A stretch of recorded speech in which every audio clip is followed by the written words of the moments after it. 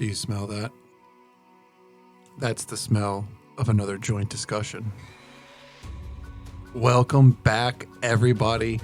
This is episode 10 of Joint Discussions. We have made double digits. I am here with my beautiful co-host, the one, the only Lauren Wild. Baby girl, what are you sipping on tonight? I'm sipping on another one of those breeze beverages that are like super microdosed. I don't even really feel this one, to be honest. I think I officially need a 5 milligram. You've graduated from the 2.5.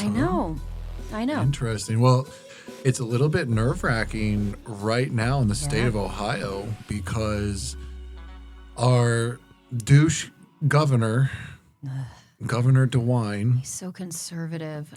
has stripped everywhere but dispensaries of selling cannabis beverages.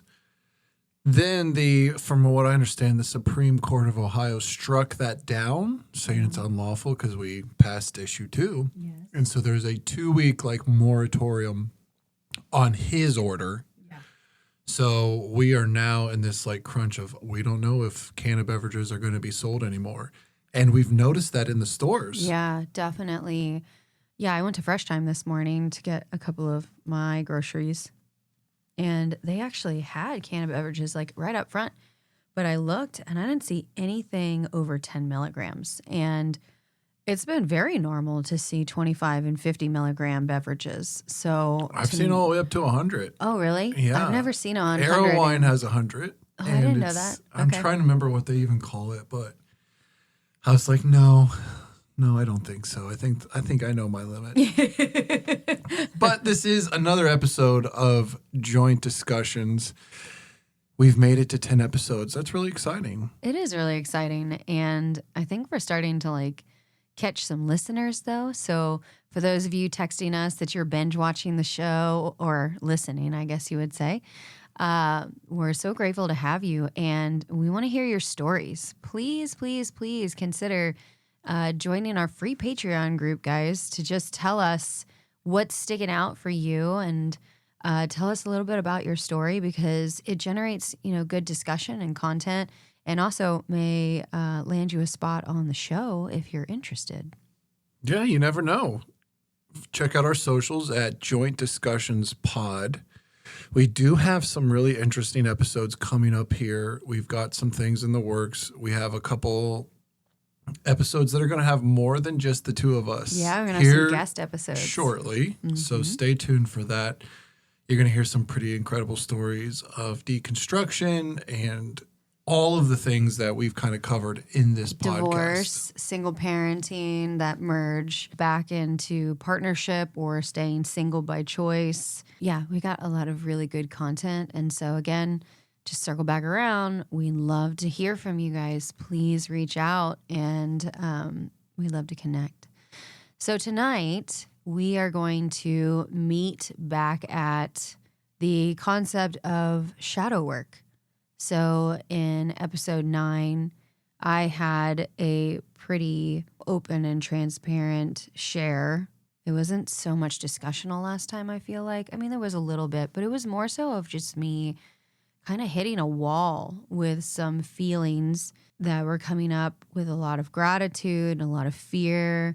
James held space for me while I processed some of what's coming up from the shadows of my subconscious. And tonight, it only felt right being Libras and always being interested in each person's perspective for a joint discussion that we give him the mic tonight to drop into some of that stuff that's been coming up. Yeah, but I think first, before we even do that, it might be helpful for you, since you are the master of these crafts, to kind of explain the concept of shadow work, what it looks like to maybe work in the shadows, because that's something that we've kind of joked around about a little bit that I've only kind of known about for about a year, but you've known about it for several years. So kind of give those who are listening just a maybe quick summary of what shadow work and that whole concept is. Yeah, I can definitely do that. So the first things first is understanding the context of our listeners, and that is most of you guys came out of high control religion backgrounds. That's probably why you're here. So shadow work, it's strongly encouraged not to be done in those kinds of backgrounds. And a lot of it has to do with this very deep underneath the fact that if you go too far and you look too far, you're going to realize a lot of this shit is quite man-made and self-serving to people in power. And it's way easier to just blame the devil for it instead.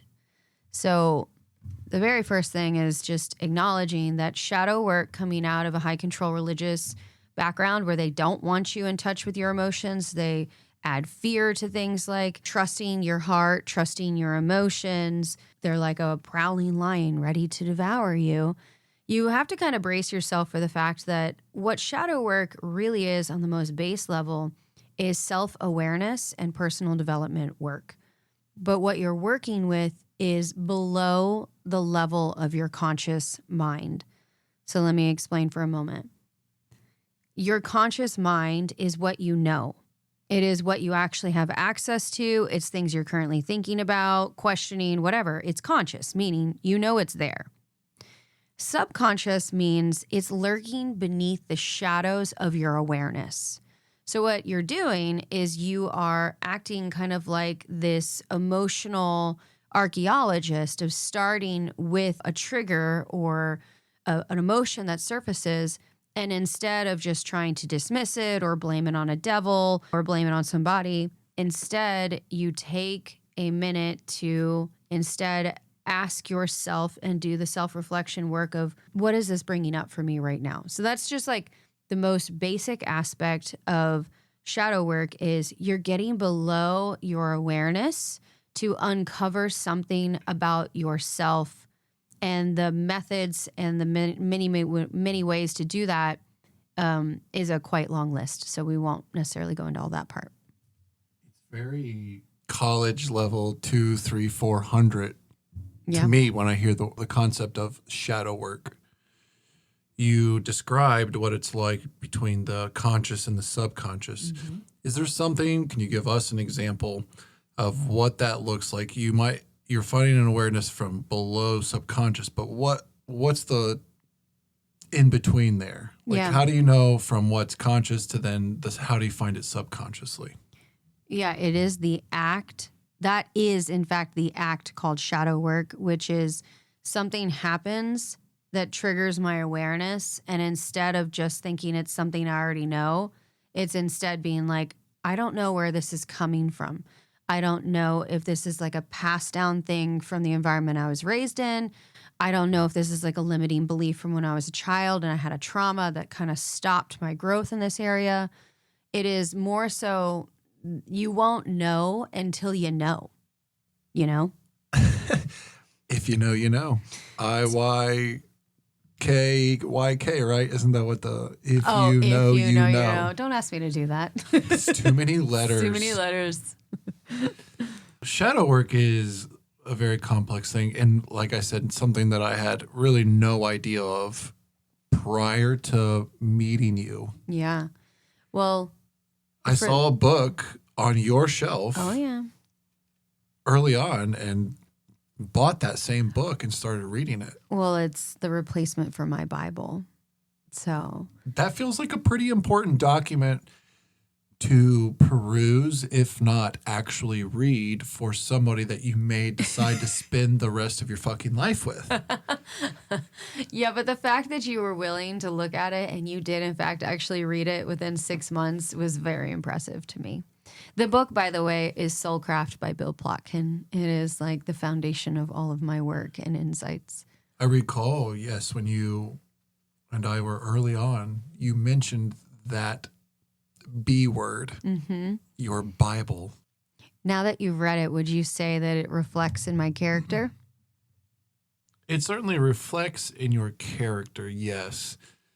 Again, what is the Bible is a bigger question. Yeah. People use the Bible in several different ways. So it is, how are you applying Soulcraft?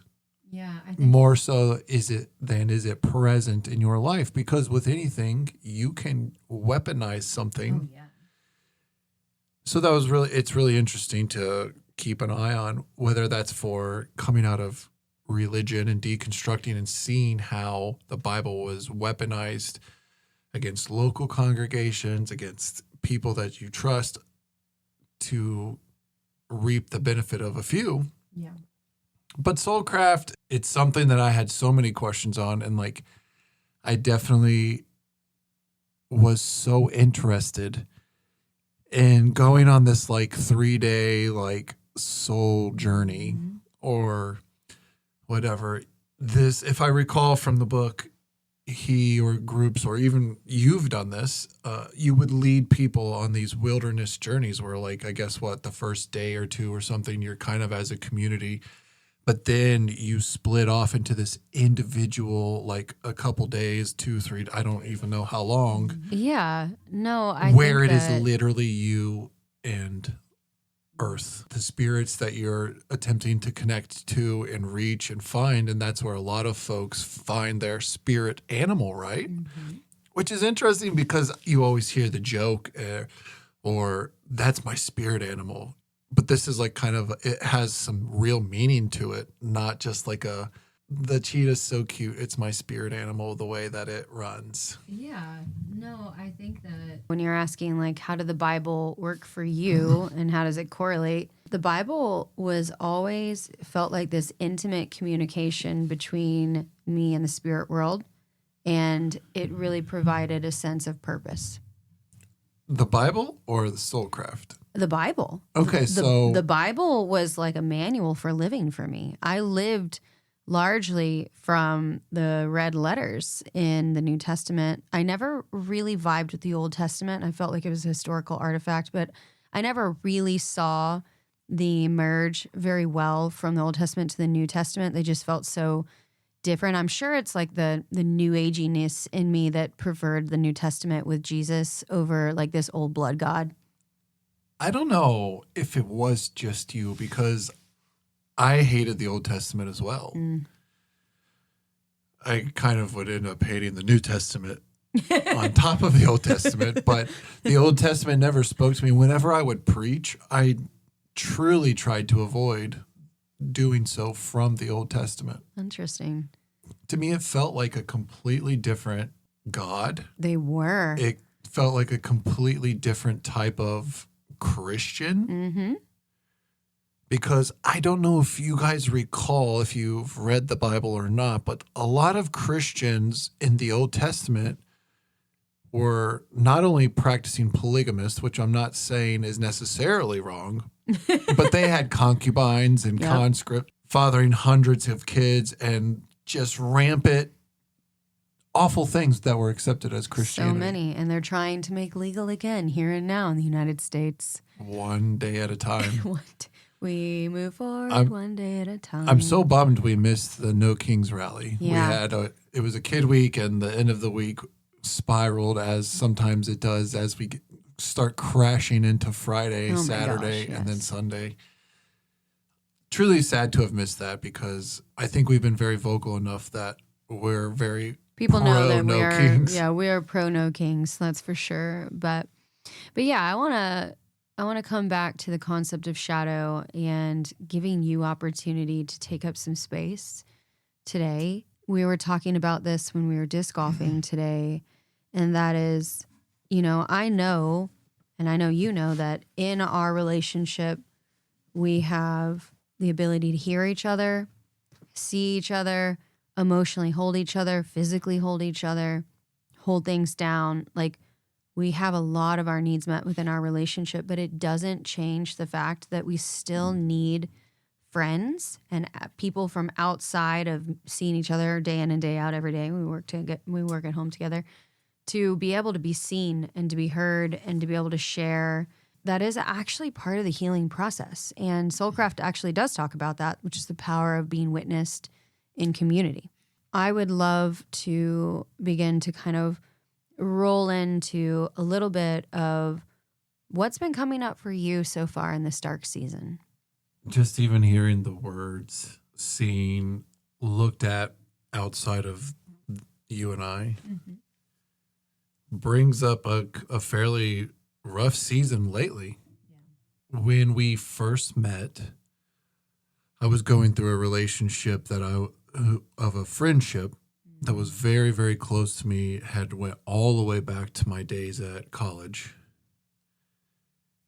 And we kind of worked and talked through some of those things about what it looks like to identify, investigate, and kind of check on what a friendship is, what you need it to be, and what you expect to receive out of it, and what you expect to give out of it.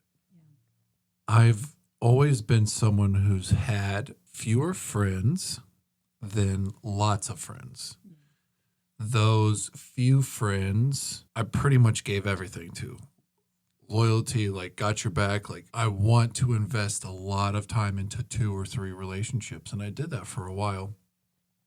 Unfortunately, some of it was families. Some of it was people who no longer, we might not see eye to eye with at one point. But then in the season that I was in when I met you, it was like I felt like I wasn't getting a reciprocal amount of emotional intelligence, I guess, towards me. I wasn't having, some of my friendships at the time wasn't getting real deep into those things, even though I would, on my side, always ask about those things. Yeah, well, you are an amazing person to be in relationship with because you do pay attention to the vibes and the heavier aspects of things. I think some of it really comes back to my days in the military of having to be observant of everything of my surroundings physically, specifically in that job. I had to notice all the details. And so in my personal life and relationships, in some ways, that was the case. So you had talked to me about this concept of life. In order for a life anew to come, other things have to die off. It's a death of things. And that's part of, if I recall, the Soulcraft book, part of it is you dying down below and being born a new self with your own name and everything. Yep. So that relationship was really the first one that I started to take, like, okay, I need to look at this. And then it happened with my parents.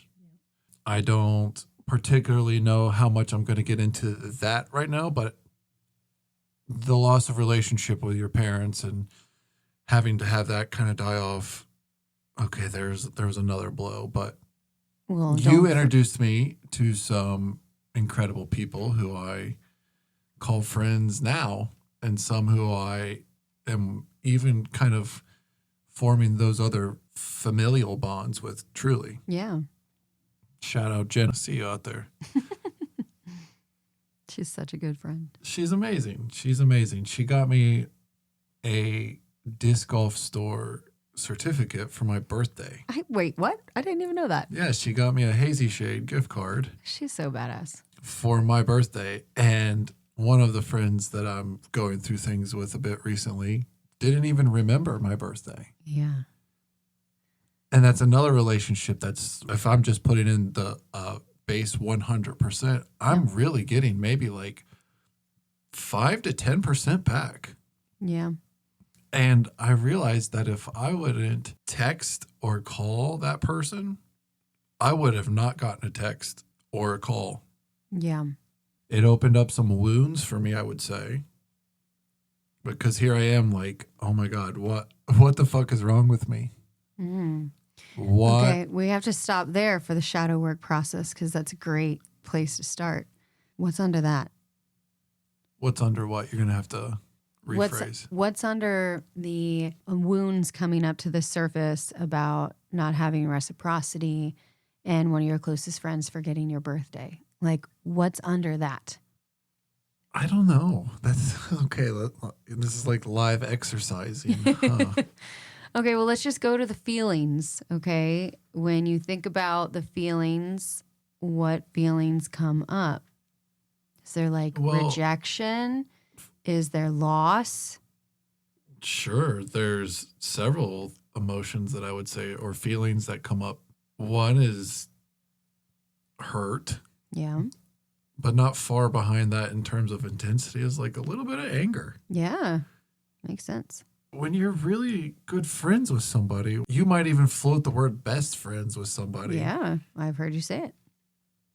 And they don't call or text, even on like what I would call like the Christian holidays. If you're like a holiday Christian, if you're a holiday best friend, You would or at call least on a text birthday. on a birthday. Definitely. Hurt comes with that. But even more, I have to explore what I actually want from this friendship. Uh-huh. I have to look within myself and say, is this a friendship that I would, outside of my partner, you, and my children, go the distance for? Yeah. Do I need to, in these seasons of life, kind of reduce that to a fantasy football, Yeah. funny videos kind of relationship where a lot of the intimacy is taken out of it? Yeah. But I guess my question would be, what do you seek in the few, like the quality over quantity kind of method to your relationships? How does that fit? Or are you moving around your own needs and values to be able to hold on to somebody who can't reciprocate? I think since the past year or two, when I've found a lot of clarity in who I am, what my problems were in the past, and what I want out of my life, the needs that I have are shifting for sure. I'm not super close with my siblings. Yeah, I know that's hard. Which is hard because I don't have a relationship with my parents. And I'm the oldest child. So I find myself like looking for that kind of brother and sister relationship more so than maybe even best friend. I'm just learning that out in real time. Interesting. I'm kind of just saying that out loud, I think, for probably the first time. Wow. So that is what you just did right there, is a form of shadow work. You started with a high level feeling and you worked your way down to an aha. That is an active process of shadow work that you just did right there. New awareness is coming up to the surface by investigating below the level of your consciousness. Well, that hopefully was really helpful for someone else other than me. But if not, it was helpful for me. I had a message from someone who listens to this show. Yeah. He reached out. I haven't talked to him in years. In fact, I was quasi work relationship as a realtor. Yeah. And friend of a friend through my ex-spouse. Just reaching out and saying like, hey, it's really good to listen to you guys go through this, like to know that I'm not alone, to know that me and my partner are not alone. Yeah. So huge to know you're And not it's alone. huge. And it's huge to know that so a lot of the same things that we are going through, we can apply, anyone can apply to listen to what they're going through. Yeah. Now, I would probably still recommend maybe reaching out and seeking someone who has a lot of knowledge about that, and that includes my partner, but not me. Like I'm just the guinea pig. I'm just not the guinea pig. I'm the variable that comes into the room and is like the person who. I don't know, babe. You are very emotionally intelligent and intuitive. You are very good at the spidey sense, and then you're really good at holding space for people to process. So I think you've got more chops there than you might give yourself credit for. It's possible, but let's see if I can try to get back to. Okay, you want to move on. So here's one thing I do want to say though before. Well, we no, move if you on. have a follow-up, go ahead. Oh, it's just for anybody doing shadow work, and that is what you just did was the process of becoming aware, of starting with some sort of emotion bubbling up to the surface or a frustration, whatever it is, And then being able to start there and work your way down to the bottom where it's like my feelings got hurt because my best friend didn't call me on my birthday. And that brings up feelings of hurt. And I'm seeking reciprocity and some depth in my close relationships. And when I get under that, what I realize is actually I miss having deep family relationships or maybe having it for the first time. So it's like we started here and my feelings are hurt all the way down here to a deeper longing. That is the process of shadow work. But here's the thing about shadow work. Just because you know something does not mean it fixes it. As a matter of fact, sometimes the knowing of it, we call it the burden of awareness, can actually cause more hurt and more pain. And that is why working with somebody that knows how to do shadow work and how to give you solutions to help you work your way out of it or ritualize it or alchemize, whatever they do, is super important, because just because you know something does not mean that you know how to fix it or have the support to help you move all the way through that into healing.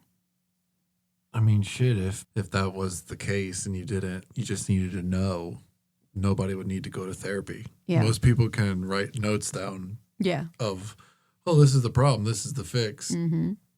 But absolutely, that's something that I'm lifetime experiencing, these things that are still relatively fresh. And that's what I'm going through right now. I'm trying to figure out what it is that I actually want. If I'm making space for some of these new relationships that are coming in, what is it that I want out of my long-standing older relationships? Because I want to keep them. These people are very important in my life. There's a lot of layers that go there. So finding out what I actually want is the process that I'm going through right now, and kind of leaning on some different people and just actually my intuition and gut, like you've said, to guide me through this while I sit. I think I have time. Yeah, what I typically tell my students and clients is, well, then they have to evolve. If they're not going to die off, then the relationship has to evolve or it's going to die. Shit, it makes me think of like Pokemon. Kind of. So it's like, if it's you got to want, level up. It's got to evolve into its other form, Mm-hmm. or else it's just too late. FYI, my favorite Pokemon is Machamp. Mine is Eevee.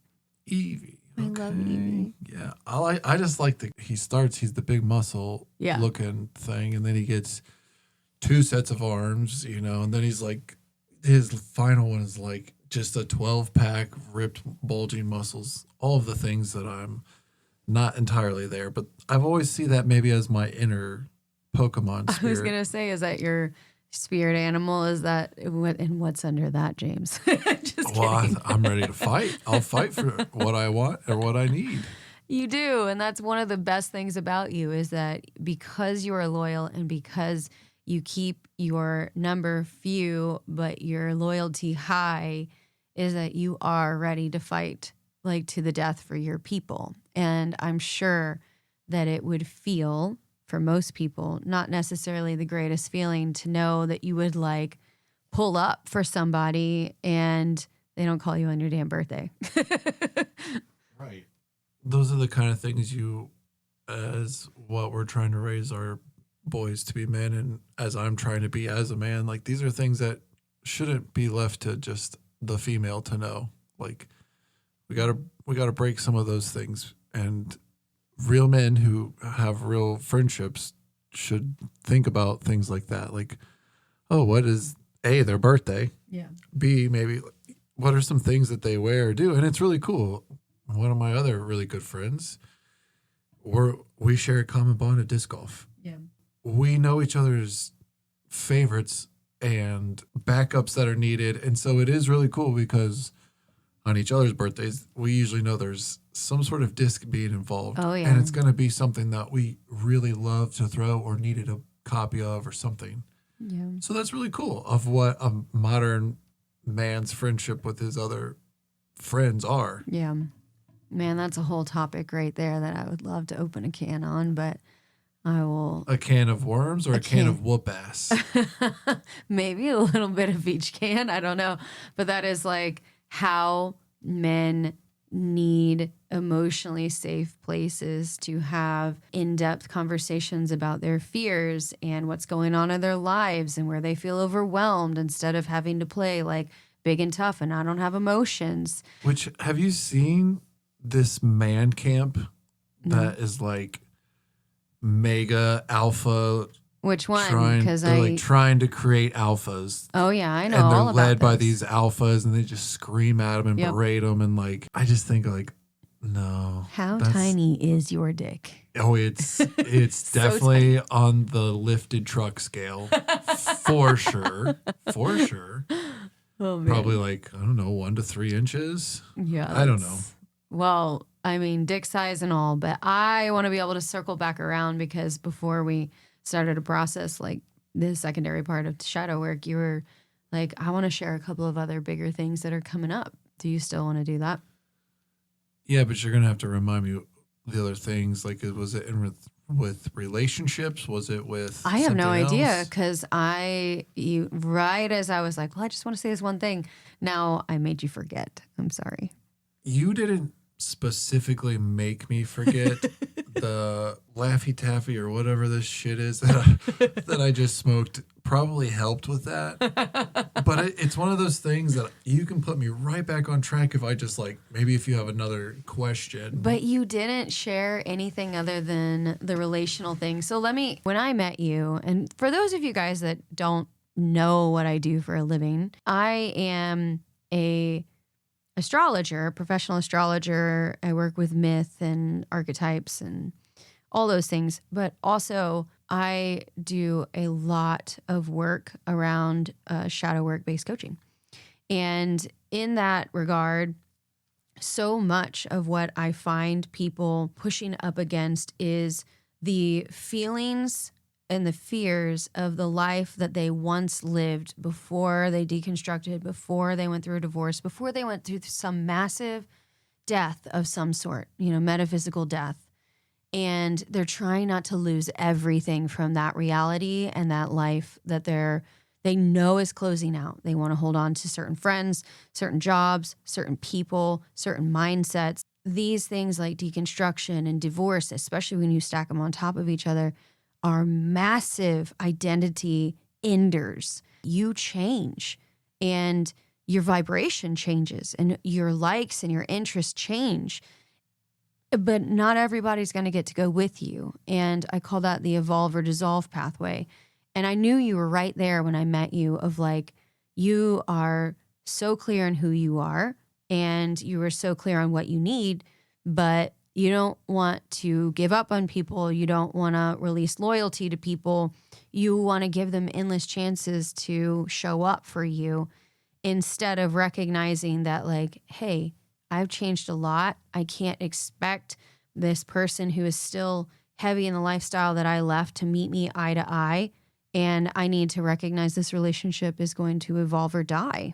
For you, I knew that was about your parents. I knew that was about your previous family structure. I knew you'd already deconstructed your beliefs, but it was the fallout at that point of your relationships that were really crumbling when I met you. And so I don't know if that piques your thought process anymore, but that is something that I did recognize when we were just first meeting.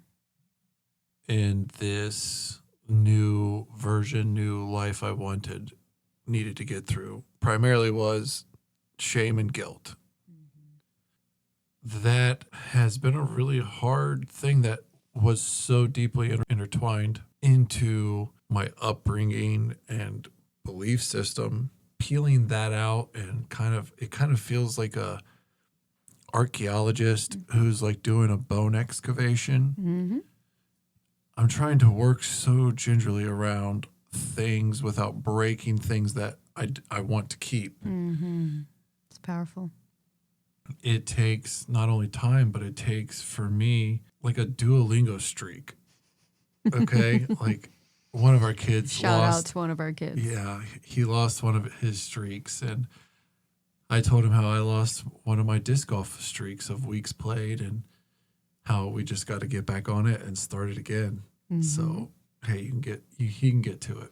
I need these daily stackable reminders to myself that I don't need to feel this way. I deserve this, or I don't have to not get something because of this. Whatever it is, it takes me thinking that and kind of repeating it and it becoming a mantra for me to like actively engage it. The only other thing that I can think of speaking on is when it comes to relationships, there's parts of me that it's really hard to not just move on as opposed to saying something or expressing those feelings to that other person. And I've kind of been told that I probably should do that. You should. And I don't want to do it because I'm scared. Yeah. And so let's do some shadow work. And what's under that fear, James? I'm scared of, I don't know, some sort of confrontation. Okay. So you're scared that speaking your truth and ending things well could go really badly? That's the word, though. I don't know if well is what goes through my head. Yeah. I think my brain thinks of how things would end poorly. Yeah. And anticipates the worst possible outcome. For sure. I don't know how to end things well, very well. In some ways. In other ways, it's really easy for me. Well, it brings up your avoidant tendencies. But I'm also able to do things ice cold and things with people like that. The moderation is hard. I tried that. I did that with You did. the very first relationship that we referenced at the beginning of this episode. I did it again when I worked at the plant that I worked at. Oh, yeah. I do remember that. I got a hat from this person. He just brought it in. I gave him in fact, bringing this thing full circle, I gave him my physical copy of Soulcraft. Oh, yeah. You did. I remember that. He gave me a hat, and not even a week later, I broke up with him. Yeah. That was a tough conversation, but I did that. But see, that one felt easiest because I knew him the shortest amount of time. Yeah. Some of these other ones now go decade plus now. I'm scared that it won't go well or that it won't go out on a good note. But whose note? Exactly. Like, I think that what I'm hearing is that you are making the assumption based on what you think their response and understanding to your truth is going to be versus prioritizing you maintaining integrity and honoring a relationship and bringing it into either closure or naming the fact that this relationship needs to evolve into a different kind of role in order for you to be able to maintain it, because it's not meeting you and it's leaving you feeling sad and hurt. It's coming to my head that part of the afraidness is that the other person won't actually have thought of me as a best friend like I thought of them. Oh, so yeah, rejection fear. I do have a rejection fear. Yeah. Absolutely. Me too.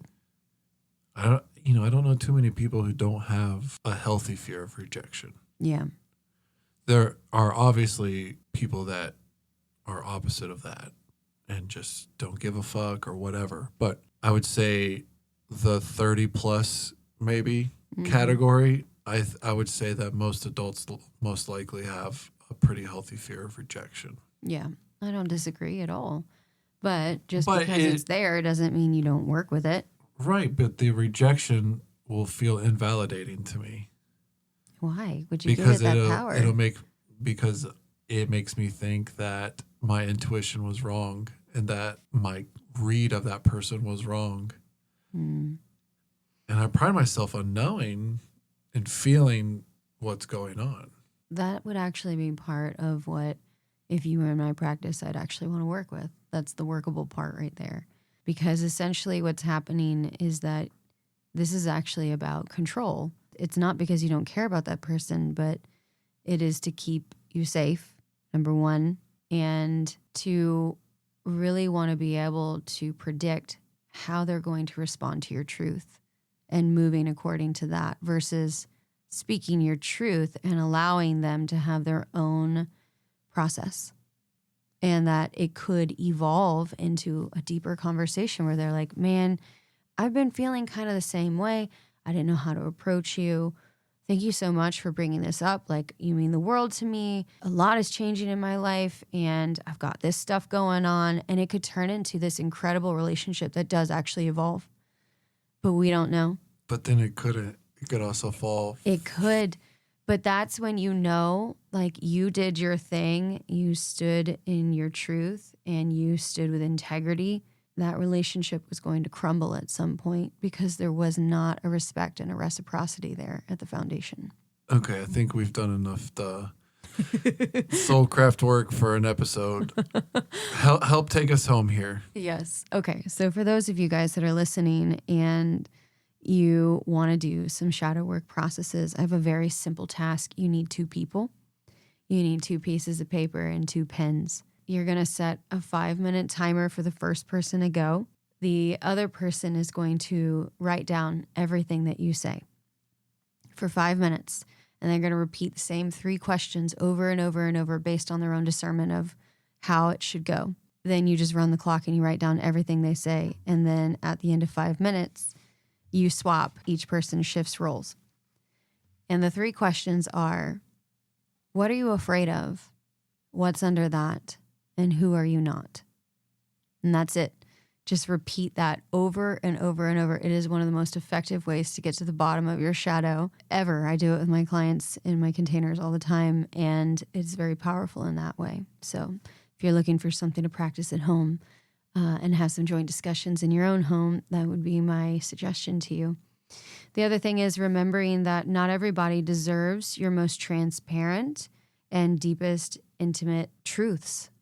People need to earn that. It's a reciprocity thing. Not everybody's going to be able to hold your truth, but that doesn't mean that your truth isn't worth being spoken or acted on.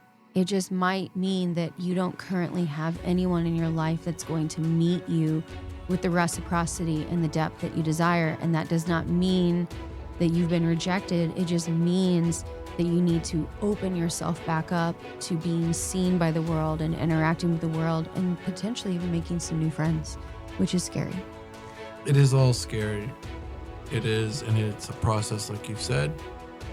And it's something that makes me feel like I'm going to have a lot of processing to do after this one. Yeah. But it's something I'm committed to doing because I want to be the best version of me. So thank you guys so much for listening to this episode 10 of Joint Discussions. Make sure to give us a like, a subscribe, a share on all of our socials. That's at Joint Discussions Pod. You can find us there. Join us next week for what is sure to be a less heavy episode 11. We'll see you next time. Ciao.